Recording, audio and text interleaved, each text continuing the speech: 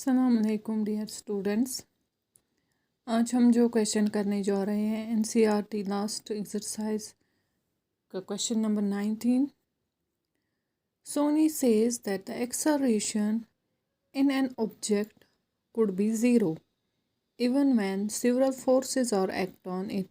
Do you agree with her? Why? Soni कहती है कि एक ऑब्जेक्ट में एक्सेलरेशन ज़ीरो भी हो सकती है इवन उस ऑब्जेक्ट पे अगर बहुत सारे फोर्सेस एक्ट करते हों। क्या आप उसके आंसर से एग्री करते हैं? अगर करते हैं तो वाई। ठीक है, तो इसमें आप आंसर लिखेंगे acceleration in associate object might be zero even once many forces are working on it. This happens once all the forces get rid of one. Once all the forces get rid of one another, that is, the online force working on the thing is zero. For a uniformly moving object, the online force working on the thing is zero, hence the acceleration of the thing is zero, hence Sony is correct.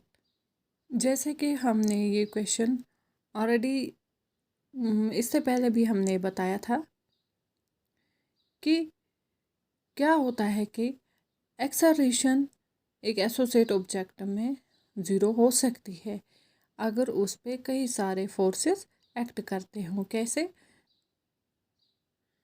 तो जब बहुत सारे forces act करते होंगे एक object पे, जब वो कैंसिल करेंगे ईच अदर, तो जो नेट फोर्स वहाँ पे होगा वो ज़ीरो होगा। तो इस वजह से हम कहते हैं कि एक्सेलरेशन जो होगी एक ऑब्जेक्ट में ज़ीरो हो सकती है even many forces are working on it. ठीक है, फॉर एग्जांपल इसमें हमने एग्जांपल दी है यूनिफॉर्मली मूविंग ऑब्जेक्ट की, जिसमें जो नेट फोर्स है वो ज़ीरो होता है। इसलिए जो सोनी है वो करेक्ट बोल रही है कि एक्सेलरेशन एक थिंग में ज़ीरो भी हो सकती है इवन दो कि उसमें बहुत सारे फोर्सेस एक्ट करते हों। इसी तरह है फिर question number 20। Find the energy in kilowatt hour consumed in 10 hours by 4 devices of power 500 watt each. यहाँ पे इसमें मैंने दो मेथड्स किए थे इस क्वेश्चन में। अब क्वेश्चन क्या बोल रहा है कि हमें एनर्जी निकालनी है किलोवाट आवर में कितनी कंज्यूम हुई है, जो कि 4 डिवाइसेस ने कंज्यूम की है, जिनकी पावर रेटिंग क्या है 500 वाट ईच, और जो वो कंज्यूम कर रहे हैं इतना पावर कितने आवर्स में, 10 आवर्स में। तो यहाँ पे मैं आपको दूसरा वाला मेथड दिखाऊंगी, power rating of each device. तो क्या है पावर रेटिंग हर एक डिवाइस की? P इज़ इक्वल 500 वाट। अब वाट को हम किलोवाट में कन्वर्ट करेंगे तो डिवाइडेड बाय 1000 वो आएगा 0.50 kilowatt. Time for which each device runs T is equal 10 hour।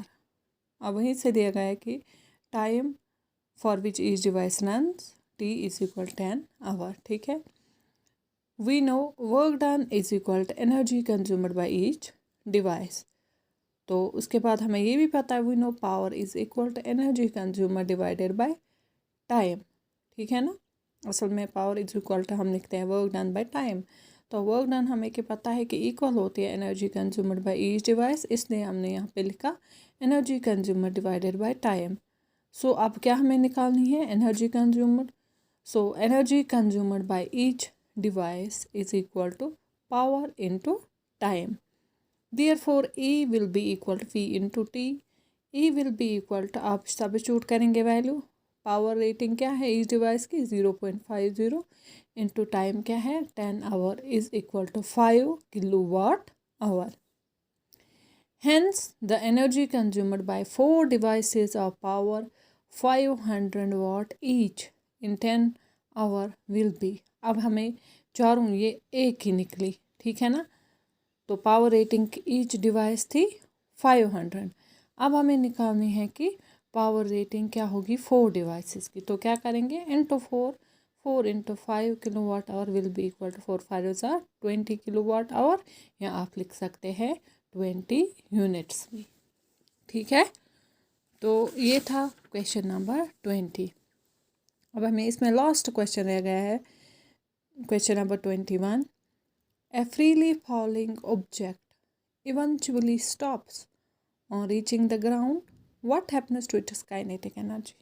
शाबाश, ये भी हमने ये क्वेश्चन बिल्कुल पढ़ा है कि जब freely falling object eventually stop होता है, जब वो रीच करता है ग्राउंड को, तो उसकी काइनेटिक एनर्जी को क्या होता है। शाबाश, ये भी एक इंटरेस्टिंग क्वेश्चन है। जिसने नहीं पढ़ा होगा तो वो इस क्वेश्चन में ज़रूर पढ़ेगा। तो इसमें आप लिखेंगे पहले answer, when the object falls freely towards the bottom, its mechanical energy decreases and kinetic energy will increase. Because the object touches the bottom, all its mechanical energy gets reborn into kinetic energy. Because the object hits the laborious ground, all its kinetic energy gets reborn into heat and sound energy. It may also deform the bottom, relying on the character of the ground and therefore the quantity of kinetic energy possessed by the thing. तो क्या होता है, जब भी एक freely falling object hit करता है ground को, तो पहले ही हमें पता है इसकी पोटेंशियल एनर्जी डिक्रीज़ होती है जब ये मतलब फॉल करेगा। उसके बाद उसकी जो पोटेंशियल एनर्जी डिक्रीज़ होती है, उतनी ही वहाँ से काइनेटिक एनर्जी इंक्रीज़ होती जा रही है। और जब अब ऑब्जेक्ट टच करेगा ग्राउंड को, ठीक है ना, इसकी जो काइनेटिक एनर्जी है उसको क्या हो जाएगा, वो चेंज हो जाती है हीट एंड साउंड एनर्जी में।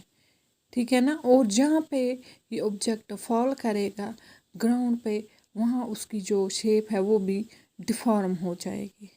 ठीक, तो क्या होता है, काइनेटिक एनर्जी को वहाँ पे चेंज हो जाती है, किसमें, हीट एंड साउंड एनर्जी में। ठीक है, तो ये थे सारे क्वेश्चंस एनसीईआरटी लास्ट एक्सरसाइज के हमने किए। अब आप काम करेंगे, तो ये जो भी क्वेश्चंस है आप अपनी नोटबुक एक बनाएंगे, उस पर सारे क्वेश्चंस आप नोट करेंगे। ठीक है, उसके बाद इसमें हम असाइनमेंट वगैरह भी देंगे। तो आज के लिए इतना ही बच्चों, थैंक यू।